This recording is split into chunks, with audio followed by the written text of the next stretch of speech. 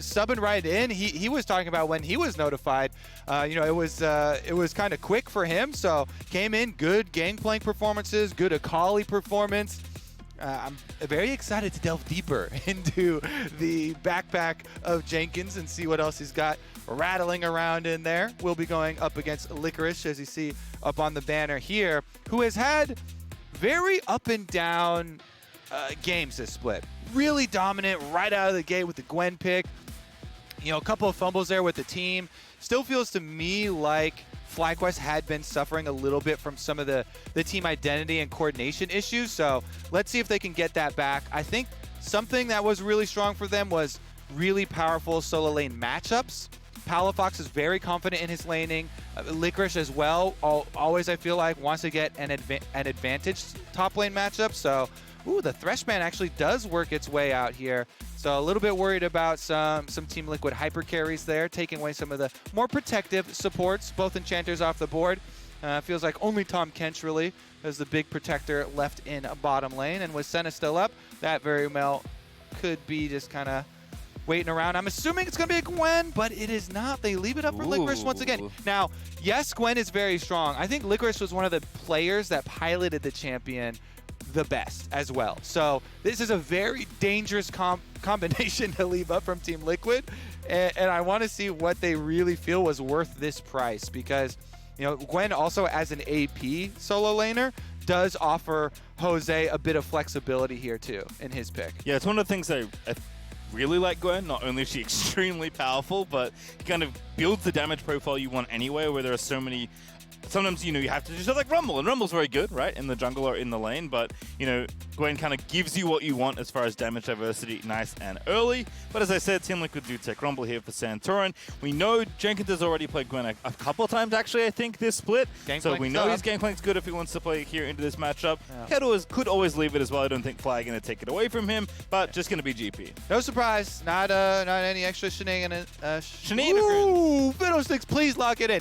He does this every game. I've been begging for it, though. But please, it's not going to go well with an AP Gwen, because then they're already going to rush Merc Treads. But I still want to see it. Xin Zhao, there's your AD from the jungle. No harm, no foul. It's pretty straightforward. Ezreal getting picked up for Johnson on the bottom side.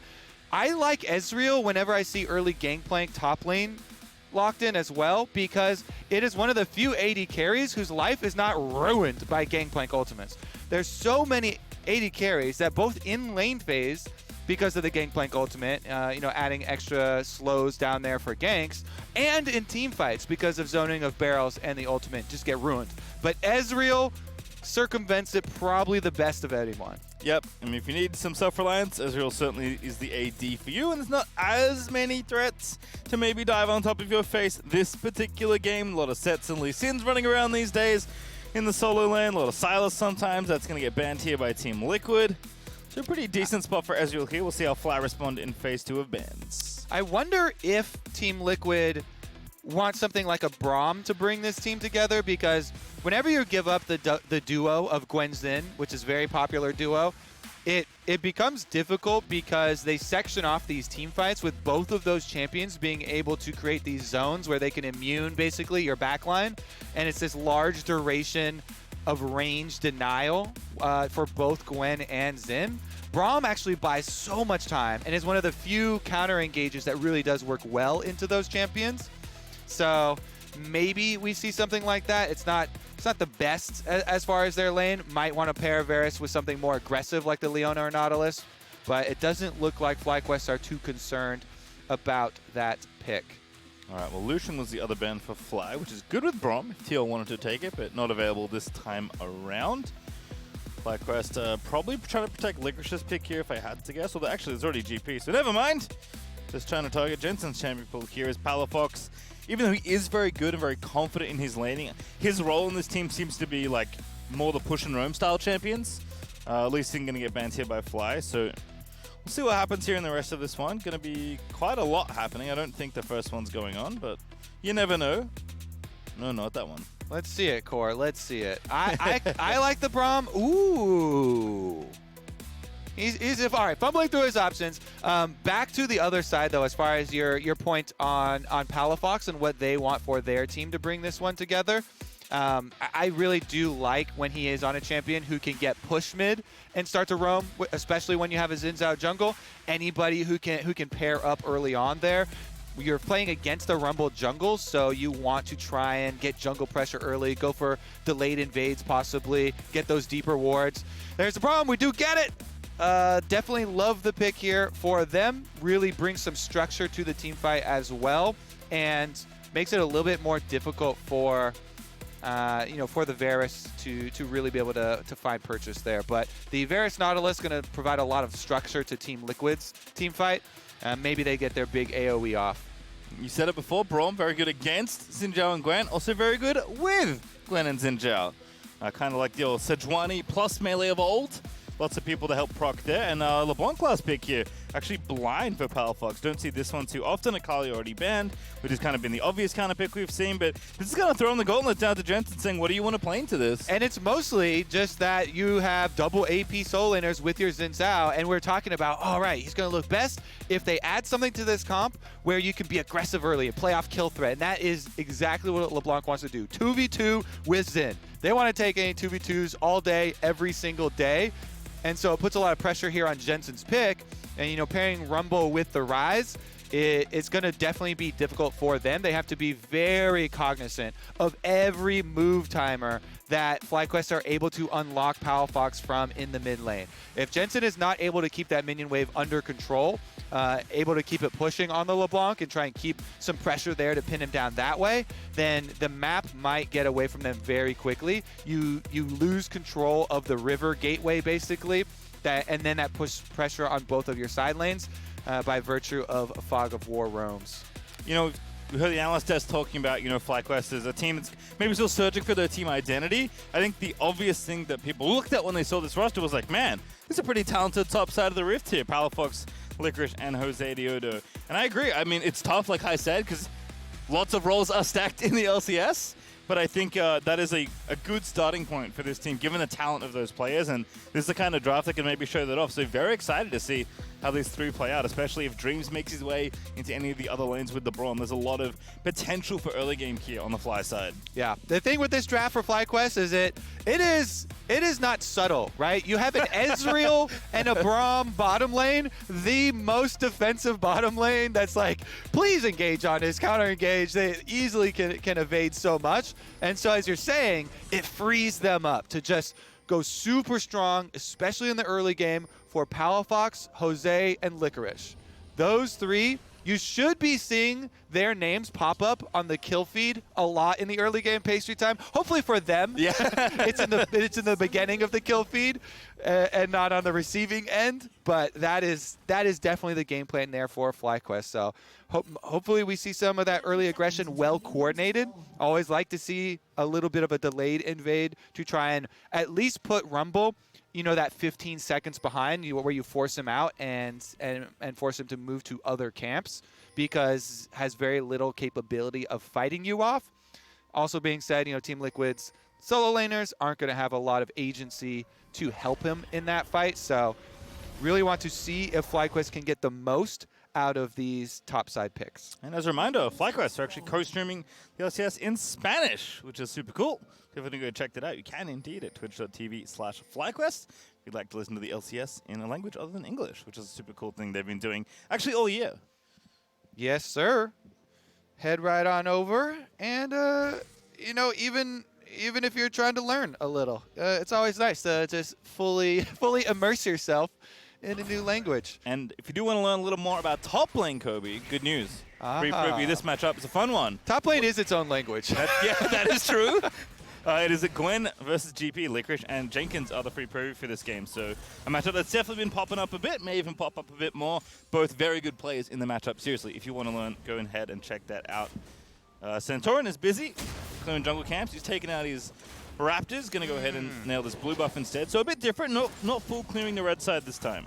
Yeah, it's a very cautious pathway here, you know, trying to take away your Raptors so that you can't get counter jungled over there, then traversing. You kind of do this loop back where you do a bit of a reverse clear there now from the blue quadrant, because they're fully expecting topside focus as we set up for Champ Select with all of these picks. So he's trying to get back up there to cover afterwards, but making sure that he doesn't get counter jungled in the process, and assuming that his bottom lane is going to have that push, going to have that control for themselves. Tactical and Core JJ should be able to push under turret, should be able to keep the minion wave up close so they can have the extra vision advantage, but very difficult to actually convert on plays versus that duo.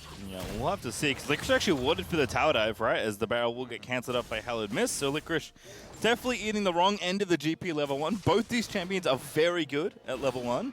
But you know what, if you didn't see what happened, go check the preview later. You can see exactly how Jenkins built this wave. It was actually really well played by Jenkins there. He finds the harassment on him, gets very aggressive on the minion wave early on, pushes it in, and was able to find the big chunk of damage there. You see he's already whittled through the extra potion there from Licorice, only has the Doran's shield to rely on, and he continually forces out the W while Santorin is top. There is a ward here watching for the dive, though, as Licorice kind of, you can see, came in as far as the game plan of not fighting the first wave. This does mean that bottom side should be fully secured there for Jose. Yep, nice and easy there. Scuttle Crab is done and dusted. Oh, good attempts to steal by Tactical, but Dreams ready with the Unbreakable just to make sure it doesn't go away. Licorice, unfortunately for him, is going to be forced off this wave. Is going to TP in and get killed by Santorin? Not yet.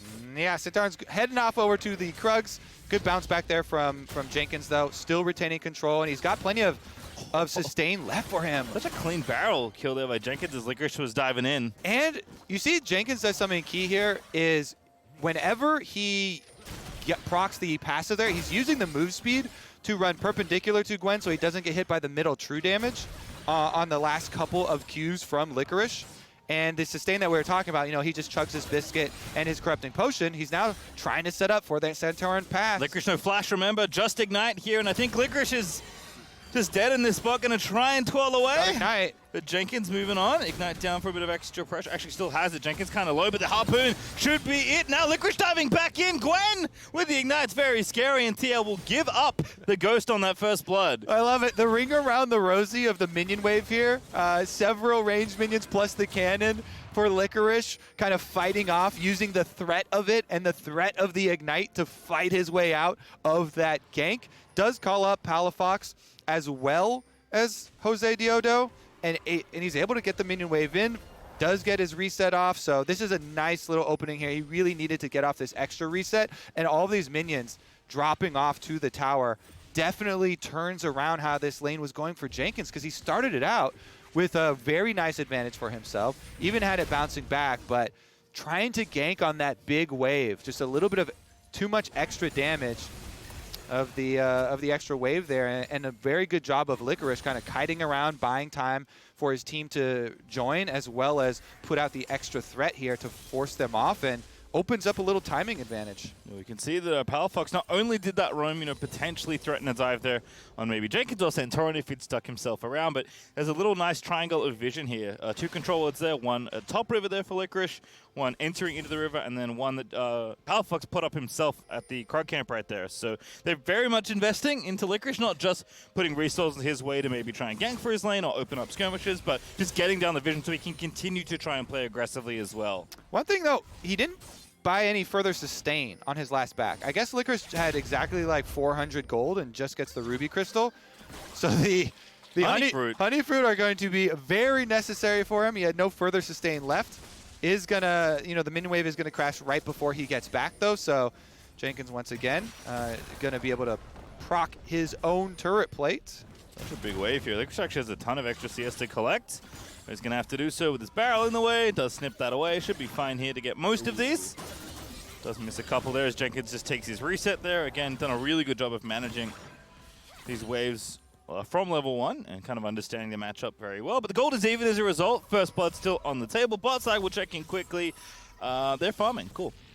Yeah, I mean, that's definitely cool for Johnson, for the Ezreal, considering he's got the tier start there, super early stacking on the tier, just wants to keep firing out the Mystic shots.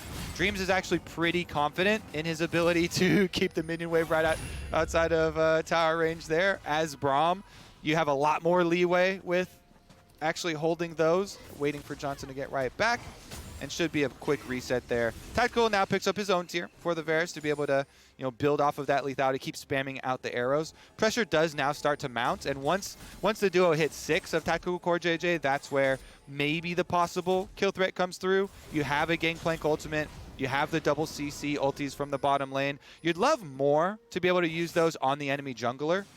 Xin is a great target trying to burst down with these. You can keep him at range, and you can use the Gangplank ultimate for the slow as well. Xin has very few answers to Gangplank ultimate. All right, TL actually moving for this Dragon by the looks of things. Palafox re-TP'd mid, Jensen still has his. Rumwalk up as well, of course, and with Johnson here just getting pushed in by a Tactical because Dreams is topside right now, roaming for that threat we talked about in the top lane. TL are going to get this Dragon nice and easily. Santorin just punching it. Not using the smite there. Actually did use it at the end. Punch it with your mace. The Rumble in the jungle skin. Coming back. Blast from the past. Honestly, should be able to clear right back up towards Jensen's, towards that top side too. Licorice's ultimate does force out the flash. And no ignite there used from Licorice either, as he was kind of waiting on kill threat to really come through. But being able to force out the flash on Jenkins opens up a couple different plays for FlyQuest. Meanwhile, towards the mid lane here, they're actually going to find Jose Deodo on the Rift Herald. Jenkins roamed already, actually stayed around there. Realm Warp is not going to go through, but looks like Gwen is cutting up GP, so it's just 3v2 right now for TL. Santorin here, though. Jose Deodo going to get caught, equalizer down, GPL down as well. Looks so good onto Jose Deodo, but he takes the Rift Tower down. Jenkins going to be the target here as Palafox forced to run away. Jenkins low but not dead as Licorice again, no flash. Going to have to try and snip his way out, but it's not going to happen. It's Jensen that finds first blood. Maybe a little bit of miscommunication there, as it was a little bit of an extra dash in. Slight difference in movement there from Licorice. Might have been able to also evade with the rest of the team, but they did secure their Rift Herald, so we'll be able to get their turret play conversion. But man, Jensen here on the rise gets to continue to push the wave in after the reset, so quite nice for Team Liquid to get the first blood bonus. Extra gold from pushing in both solo lanes. You see top and mid able to open up the extra resets for them too, so quite nice here. Even though Xin Zhao ultimate, you know, popped off early and doesn't cause his death there because Rumble's far outside of the range, the initial burst of damage did make him forced to run out to the top side. Here's the full retreat though, and Licorice swaps one more step forward to auto attack that barrel. Maybe if you turn around a little bit earlier, would be able to escape the extra chase there, but Team Liquid very happy with racking up that first blood bonus. Palafox, now we get to the stages where it becomes more difficult for LeBlanc. Early stages, you want to try and make those big early moves with this champion. Now, you know, Jensen getting easier and easier for him to control this minion wave and try and push it in. Palafox hovers this one, though. Maybe he's trying to set up for some roams from bottom lane or something, because right now it's just Xin. Well, of note, in that last fight, Dreams wasn't 6. He actually just hit it right now. His Core JJ flashing in with the hook. Jensen going to follow up there with the slow only. Didn't have it empowered, so Palafox going to get away. Does proc the passive and a huge amount of damage on him, though. That is a very high value roam from Core JJ. He just earned a turret plate there for Jensen, chunks Palafox out, forces him back to base with no extra health, no passive. This is going to be a cannonless wave pushed into the turret, so you deny the wave. That is tremendous value. That's basically a kill's worth of value. Even though they actually don't kill Palafox, the time he spent going back to base, extra turret plate going down, losing out on that extra experience from all the minions dying. Definitely a big one there from the highest LP holder on the North American server. All right, well, Johnson has been the case for a few minutes now. Has been officially abandoned by his support. They are making a play topside, but Dream's actually heading back down there now. As a reminder, Gwen was actually the one that got the Herald. Jose killed it, but didn't get back there in time to take the eye. It is Licorice that has that, so can, of course, use it for his own lane, which I imagine was the reason Jose Deodo was up there, but he's had to leave. So Jenkins does avoid any potential ganks, and TL find themselves actually up very comfortably with the early game they've had. They are so comfortable. They're almost lying in bed right now with how well this early game is going. They have so much to rely on. Are you kidding me? They've got Gangplank scaling super well, Ryze scaling super well, Rumble Jungle as well. There's so much power that's going to come out later from this Team Liquid lineup, and being able to avoid any sort of these really big early plays from FlyQuest towards the top of the map. I mean, even getting first blood themselves and getting this gold lead. Yes, the Rift Herald was given over, and there's guaranteed gold that's going to be procced by that activation of the Rift Herald at some point from FlyQuest. But, you know, LeBlanc and Xin Zhao being kept to 0 score lines here. Definitely what they want. And CoreJJ, fancy feet. Dreams actually onto Jensen. Jose Diodo also fighting in the bottom side. The chains end in mid. Now Jose's got to get away, but the Nautilus Ultimate's chasing him. They get to the GP ult layers on as well. Equalizer down. Jose Diodo from afar is getting burnt down. Santorin is able to find it as Core does get the rehook. Gwen's Rift Tower gets dropped in mid there because Liquid was roaming down. But it's TL to find the kill. Oh my goodness, it is a CoreJJ difference. Base tree time, another good roam. He dodges out on Zin's W, turns around, hits him with the hook, then delay on the ultimate, so his Nautilus ultimate procs and he's able to keep him in range long enough. Santorin follows up with the Rumble. Again, Team Liquid pull it out. Another big setup there. So much control from CoreJJ's Nautilus, and even on literally one of the slowest champions in the game, he's still dodging skill shots from his opponents. So very good stuff there as far as the TL bottom lane. They've almost even finished up with this tower on bottom side. Yeah, that's a lot of credit to actually the weird 1v1 that Tactical's basically been in up against Johnson. But just one again, I mean, this first dodge was great by Core. And then this re-engage is just beautiful. Yeah, and Xin Zhao doesn't have, you know, any sort of his own dashes, so Jose, he has to use his flash, but CoreJJ already gets his Nautilus ultimate cast on him, so still follows him through. They still get the setup they need. Licorice now. Yeah, I mean, TP's back in, but they enter the zone. It's okay. Gwen dashes out. He's okay for now. CoreJJ up here, though. Jose Diodo looking for that re-engage, but the ulti's not up in just a few seconds. And Licorice is too low, so FlyQuest, despite getting there pretty quickly, can't actually respond. Yeah, teleport used to cover here. Definitely necessary one. Licorice was very close to going down. You can even see Jensen was willing to risk a significant amount of his health bar to try and finish that one off and get that kill, but just barely not able to get there with the nice W activation from Licorice. So FlyQuest not completely bleeding all over the map, but it's really looking dire for them as far as where this game is headed with the power spikes that Team Liquid are right on track for. So Rift Herald number 2 will spawn, but you already see them, you know, Licorice is down bottom side, teleport is ready. Maybe they can pull out some sort of big play here in this small opening before Gangplank ultimate comes back up. I don't think Team Liquid would want to risk anything there, though, so just give up. It's, you know, Rift Herald number 2, not super high value, so they'll just take an exchange on the bottom side instead. Jenkins actually going to finish off that first tower. Again, it's a lot of work for Tactical. Just working that down, but the bonus gold goes to Jenkins as he gets down there in the bottom side of the map. Rift Herald, though, is being finished off, so the trade will be finished off by FlyQuest. But I feel like Liquid are just always the kind of team where you just never want them to feel this comfortable, right? They are so good on cruise control. They just know exactly what speed to play the game at. Yeah. CoreJJ's ordering everyone around. They're extremely well practiced. And with this kind of comp in particular, Team Liquid, even though they've got, you know, a bit of gold inflation thanks to GP passive, still feeling good. So how's this? So if Team Liquid is a car, CoreJJ is actually the brand of the cruise control software that they use. Yeah, there you go. Everybody else gets to relax, you know, hands-off steering wheel. They just push, CoreJJ, you're in charge button, you know, making all the plays, leading everything there with the Nautilus, roams for himself. It really does feel like this level for Team Liquid is very sustainable for the rest of this game. You see him, he's working well with Santorin right now, moving into the jungle. They get deep wards on both sides. They move their vision line over. There's the Rift Herald spawn. Won't quite finish off this turret. Maybe it will. Barasol to get in there. CoreJJ again finds Jose. Now re-engages with the hook, and there's the Q. Big damage out of the Varus, and Jose cannot live as Tactical. He's going to grab it now. Jenkins diving in on top of Gwen. And Brom, the Q is going to fly over the wall as Dreams is forced to flash. Licorice skips out to safety, but it's still Team Liquid all the way, as Palafox will get this tower at least.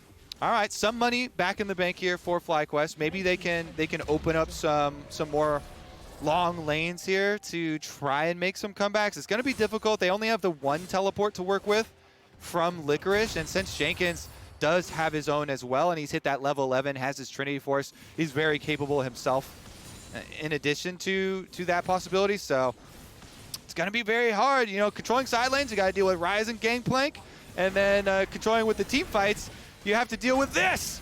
Here's another look at it with that Rift Herald. Very nice ultimate setup there from Tactical into the Core JJ ultimate and hook back. So even with the ultimate popped here, they all get inside the Zen ulti, they finish him off. As soon as he's down, the flank comes through and they force the rest of the team out, even getting more flashes. And Team Liquid should be able to set up for next Dragon pretty easily as well. 40 seconds is plenty of time for them to reset over. You see already Jensen moving from topside. Yeah, Jensen is TP. Jensen doesn't have ulti, but it's not that far away from cooling off. So again, he can make his way here with more than enough time. Already the vision is there for Team Liquid, at least in their side of the jungle, so they're taking over the river nice and early to make sure they can get that vision line pushed even further forward. It's called JJ. Who else is roaming into the enemy jungle, pushing down wards? And FlyQuest are positioned to fight here. Licorice gonna have to TP to it, though. Yeah, and I don't know if they get better opportunities, because sometimes you would want to say, oh, you've already given up position on the Dragon, and it's Jenkins Gangplank just in the river setting up barrels. That's going to be hard to poke into, but they don't have a lot of other options later, right? You know, it's not like there's this huge path at the end. 30,000, 3K left on this Dragon. 30,000, that was quite a buff. As Jenkins is getting poked, FlyQuest are trying to find their moment, but Licorice actually busy split pushing. Might not be coming to this one. In fact, it was just a little steal attempt. Now they go back in, but Jensen TP's back to topside to make sure Licorice can't finish off the tower. And Jose now diving in onto Tactical, but the blast plant perfectly placed does save Tacticals. Licorice has actually roamed down after baiting, I guess, the TP out of the Ryze, but unfortunately for FlyQuest, there is no follow-up angle on the engage. Yeah, it's now sole point for Team Liquid, so I guess going for the steal there. They're trying to funnel more money into Gwen. One of their hopes for FlyQuest is a kind of 1v9, Gwen 1v9 at the later stages to try and pull that off. Does at least have Riftmaker, so maybe they'll be able to find one of these picks. Team Liquid, though, feels like they have smoothed out quite a lot from some of the turbulence we saw from this team throughout summer with all the roster swaps going on, some of the drama popping up. Licorice, here we go. There's the Gwen. No CC for yourself, though, to stop Jensen, so he doesn't really flinch and just gets right out of there. Yeah, last little bit of mana actually used by Jensen, but more than enough to ulti out, so he'll be fine. And as you mentioned, the side lane farming situation's only going to improve. Ryze is already excellent at farming waves, and I imagine Jenkins is going to be going to some sort of Tiamat in this build, so not only does he get the AoE team fighting, but he gets the AoE minion farming as well. So going to be tough for FlyQuest to push through GP and or Ryze in either side lane. And again, Team Liquid can just hold on to this gold lead, hold on to the next Dragon in 3 minutes 30 seconds, and constantly make FlyQuest fight them at the soul. I mean, this is kind of the new Team Liquid identity with Jenkins in. Very high priority on what seems so far to be some specific champions, the Gangplank and the Akali, two of the best here. I am definitely one that does not like to immediately jump in on players and try and criticize champ pool just because they haven't had success on other things, if they're not being denied these ones, right? They work so well with the Gangplank ultimate. Jenkins is very confident in giving up the Gwen, playing it into it. He's had 2 successful games of the matchup, so it really does feel like this plan for TL doesn't require more deviation and sticking right to it, especially if you give your bottom lane this much control and a Varus Nautilus duo. Seems like a very, very easy execution for them. All right, well, the setup right now is Gwen still side landing. Licorice actually between the towers is working on item number 2, has the Riftmaker done already, but we all know the Nashes is where it really gets spooky for the enemy team. Or I guess the team that doesn't have Gwen. Little brush trap being set up though. Oh, hello. Onto Dreams we go. Nice ulti there, but the knockup's following through and the damage is just too good. Santorin with the equalizer does indeed get the kill. TP's flying through for TL to make sure they can keep fighting if they need to, and Fly can't fight the 4v5. Bottom lane, too much there. Tactical and Core JJ combined to finish off Dreams. There's just too much CC. They keep him on the Rumble Ultimate the entire time. Burns him away even with the Unbreakable up. Braum down, and it is a well-executed pick as far as the timing, too. Even with Teleport's channeling coming in, TL also channel and defend their own as far as any possible counterplay from FlyQuest. That's one of those openings as FlyQuest you're hoping to try and turn around. Hey, if they go on our Braum and use a bunch of ultimates, theoretically, we can get the counterplay here, but TL actually survive in using so much to take down a Braum. Flash chain, Licorice here, flash from Santorin, in we go for the Gwen, equalizes Onya's. Stopwatch, excuse me, still good enough there for Santorin, but not enough to stop Licorice's ulti from killing you. But what a Q there out of Tactical, finds the ulti as well, almost locks up Palafox with the follow-up route, but is absolutely guaranteed. Licorice, that is the wrong one, but my goodness, if he died from Cleave, that would have been hilarious. Oh, he shot that clone good. Get that grass pock. HP for later. Team Liquid, they do buy enough time there with the stopwatch for the counter kills. So even as FlyQuest are reaching for this opening for some sort of comeback pick, feels like you've got a very short list to work off. Like, all right, what do we do for plan B, Pastry Time? We try and pick somebody off? Okay, well, we already tried that one. See if we can do it again. Open up some control wards here. Try and work away from the Tactical Core JJ pick machine that they have been. They do have a little bit of a front line to work off here with Gwen having the Zonias and Jose here with the tankier Xin Zhao build. All right, we got to go now for FlyQuest. If you're wondering why Palafox TP'd ASAP, it's because there's a Dragon Soul to fight for in 5 minutes, and FlyQuest must face Core JJ and Tactical again. And Palafox is down to 50% HP. That's why, poke onto LeBlanc is so valuable here. You see Tactical finding multiple skill shots landing onto Palafox, chunking him down before this Dragon fight. Oh my goodness.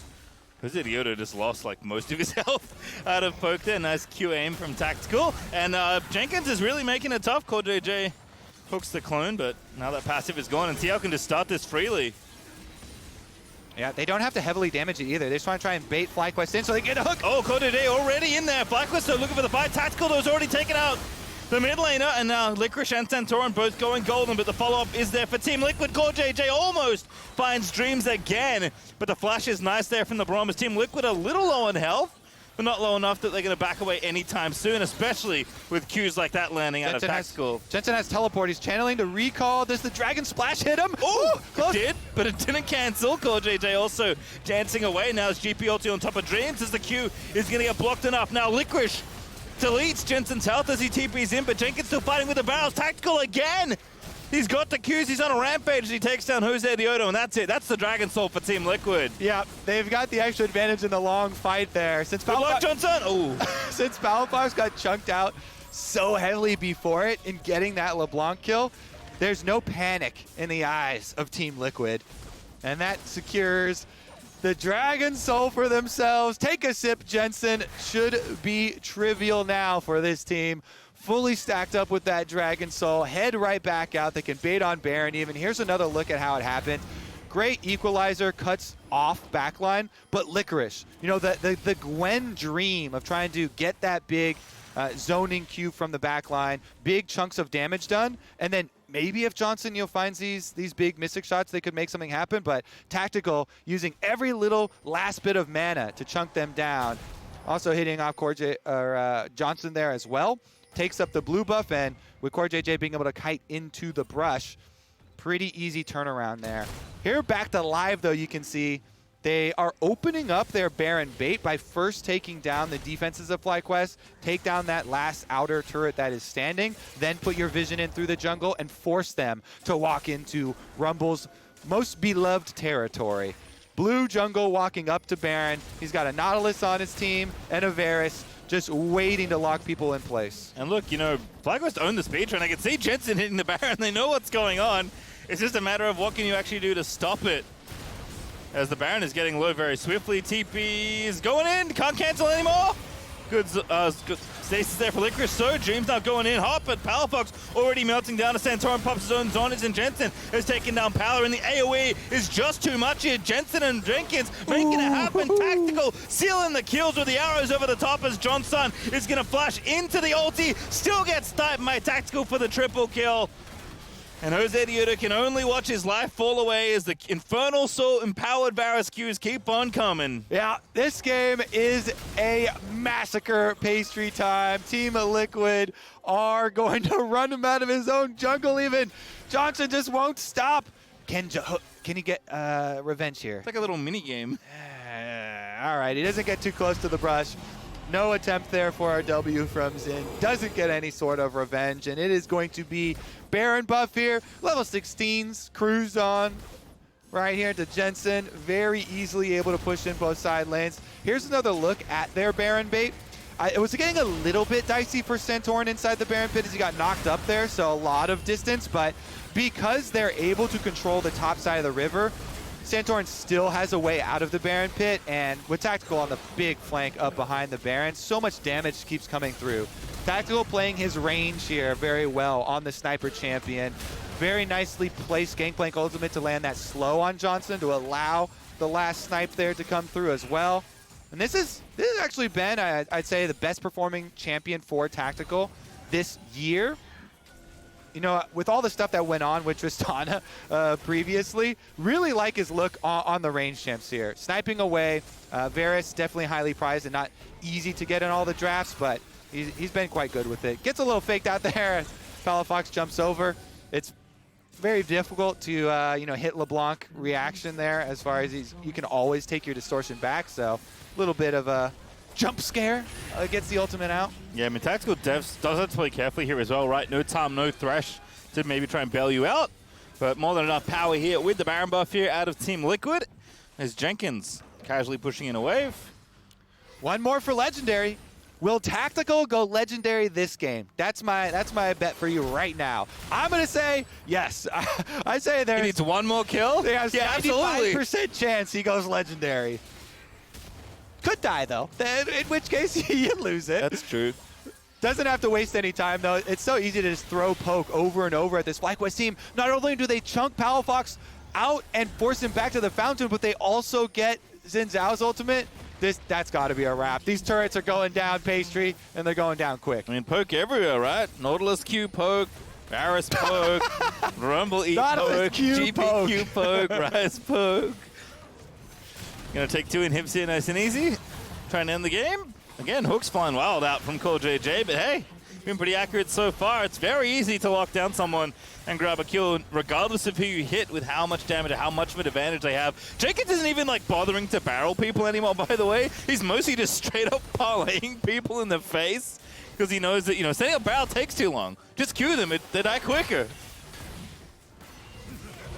GP ulti, zoning them off their own towers. It's just starting to feel rough here for FlyQuest.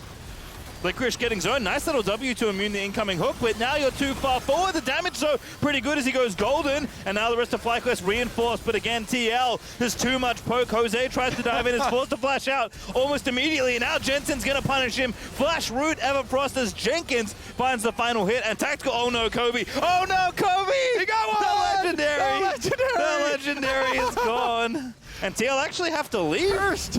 They're still going. Jenkins flashes out. Now rehook that for Core JJ. Exhaust down, but not enough there. Santorin's going to fry Licorice.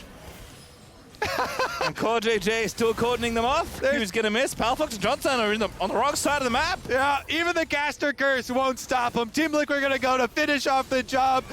It did come at the cost of Tactical's legendary streak, but here they are on the Nexus. All right, here we go. Nexus under fire. Johnson fighting back. Team Liquid going to be deflected, but maybe not for too much longer. Actually, FlyQuest, they're holding on the sad B indeed, but still, they get the ace. We're not done yet.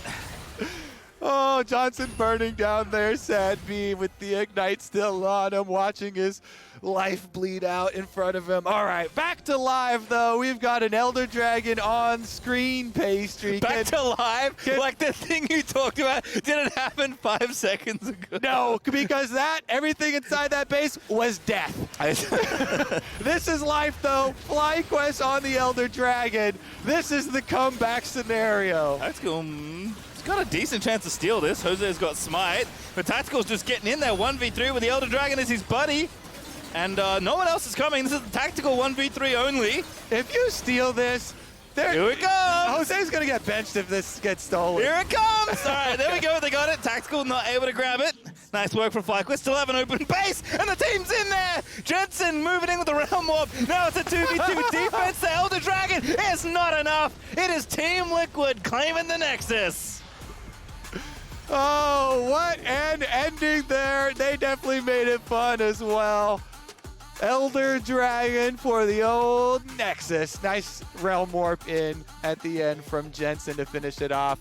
The makings of the comeback, kind of in the hopes of FlyQuest, but definitely well played from Team Liquid from beginning to end of this game. So they kept FlyQuest from accomplishing what they wanted to on the top side of the map very effectively, and especially getting that first blood, even in exchange for the Rift Herald. Funding themselves and some of these fights towards the mid stages of the game. Big shout out to the bottom lane for sure in this one. Yeah, tough to pick who played better. They both played exceptionally well in this particular game, as they will take about. Tactical's Varus looking nice with all that poke. CoreJJ, of course, on point with the Nautilus as FlyQuest felt like they had the plan, just tough to enact when Liquid are playing that well. Yeah, definitely need to execute a little bit better, especially towards the top side, because they knew they were going to give up a lot on bottom, and that's costing you. So you have this cost on bottom side where they're losing turret plates, they're getting pushed in. Tactical and CoreJJ are finding roam opportunities. They're getting gold for themselves. They almost take the entire tower by themselves. A lot of it, Tactical in 1v1 scenarios where CoreJJ is roaming, but he's also creating value for them up towards the mid lane. And if you're not getting something, if you're not creating something on the other side of the map in exchange for this cost you're paying down there, then you're just going into debt. And there's no way you're going to be able to get out of that versus Team Liquid. They've got too much cash. Yeah, I mean... They don't need to borrow. No, that is true. The money gun is always full. Don't have to worry about reloading that sucker. I'm wondering, I like the fact that Team Liquid are continuing to give every team Gwen. Like, Licorice's Gwen, you said it, looked good. Maybe one of the best that we've seen in the LCS. But Jenkins is like, it's fine. I can handle it. Give me the Gangplank. Give me the Akali. He's had his good answers. And it's not even about, some dominating performance, but really good control early on. The Gangplank ultimates do so much for how TL like to approach the game in some of their map movements. And you see so many crop map plays enabled by the fact that he is able to add those ultimates. On top of it, again, bottom lane play is kind of the structure, though, that they build everything off. And so many of these picks towards the mid game, again, it's CoreJJ's hooks, it's his Nautilus ultimates, it's Tacticals, Varus ultimates as well, and the poke that he's landing. So tremendous work done there. No surprise that the player of the game is CoreJJ himself. He got my vote. Rank 1 man, perfect human. Played pretty well that game. Congrats to CoreJJ for winning. I don't know how many he's won in his time since he's been here and we've done player of the game, but it's a lot.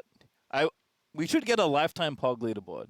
That's a good thing. Someone out there knows what's going on. Stats will hook that up. That'll be fun. Yeah, honestly, he's definitely done so much, and especially for the scene in its entirety too. Always trying to put out educational content to raise the level of everybody else. Yep, putting out guides, playing in-houses, getting rank 1, cruise controlling Team Liquid to another victory up against FlyQuest. We are, as you can see, getting an interview going on stage. We'll get there as soon as we get there. Kobe, I am a big fan of taking small sample sizes and ripping them completely out of context. So I do want to say we've had 2 games already. Ryze has been picked in both games, and he has won both games. So clearly, just pick Ryze and win. Yeah. Right? No. No? Oh, okay. I'm tired of fueling these statistical, erroneous. Just everybody, half the people are making jokes about it, but you have to be careful with some of the jokes now because if people get a little bit too serious, people are very superstitious as well and start to run contrary of what we want to do. We want to get real education out there. All right, well, with that, we are going to head to the stage where we've got the Tigers and Centauran for our Verizon post-game interview. Thank you, Pastry Time. Happy to get some words from Centauran. That was a pretty clean game from Team Liquid. How'd you feel about it? It felt pretty good. I mean, honestly, we made some pretty crucial mistakes. Like, the first gang top was really, really bad. It felt really, really bad. So obviously, there are errors that could be punished harder by enemy team. So even though like it looked like a clean win, I still feel like there's a lot of things we can improve on. Well, even that moment that you're talking about, that looks like a great thing that's going to happen for Team Liquid, but Gwen things are Gwen things, especially with Licorice. What do you think is key to keeping that champion at bay? I mean, usually how teams play on Gwen now is like you kind of had to, both sides actually have to give it attention because if Gwen falls behind, she's not that useful, and if she's ahead, she can 1v9 any game. So in general, you just want to like keep range. So we're just trying to like throw our stuff out and not actually let her 1v9. But the champion is definitely super strong, so it's not easy to deal with. And on the opposite side of that, you had Jenkins once again on the gangplank, a comfortable pick for him. You've been known to be a very kind teammate, someone that gives great advice to your teammates. So just tell me a little bit about what you have been saying to him during this development period. Honestly, it's funny because he doesn't strike me as a rookie. I feel like he has a lot of experience already. He already knows what matchups he wants to play. He seems really confident on stage already, which is not something I'm very used to. So I actually haven't given him that much advice. I feel like he kind of just rocks and he knows what he has to do. So he's been really good so far.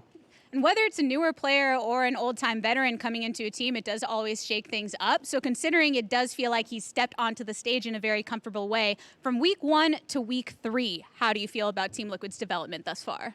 I think we still have a lot to improve on, obviously. We're still integrating Jenkins into the lineup because obviously Alfari and Jenkins have completely different playstyles, for better and worse. So there's a lot of things that we have to change in the way we draft, the way we play. But in general, I feel like we're on the right track and it's looking pretty good. And in that way that you play, it feels like Core JJ has gone back to roaming across the map. We were just hearing the casters talk about how he was player of the game on that Nautilus. Can you give us any more insight into how you and the team are deciding to play across the map now? Yeah, I think because we're playing with Jenkins, there is more attention going to the bot lane. I feel like usually when you think of 2020 spring Team Liquid, it would be a lot about top lane because Alfari is like, he's so good in lane and he's always getting advantages. So that's kind of how we played the game. Now it's a bit more like help bot lane, and then bot lane will help the rest of the map because Core JJ is really good at roaming and finding ways to impact the game. So I feel like it's just two different styles that we just kind of have to get comfortable with. So I think we're adjusting pretty well, but there's still a lot of work to do. I will continue tracking Team Liquid with that work. I do have to admit, you're probably one of the best at pulling off the quarantine hair of everyone that's been growing it out. So, Centauran, thanks for stopping on by. I appreciate it. We do have more LCS action to come with a bit of investigative reporting on the opposite side of this. If you want to know what the heck I'm talking about, you better stay tuned. See you there.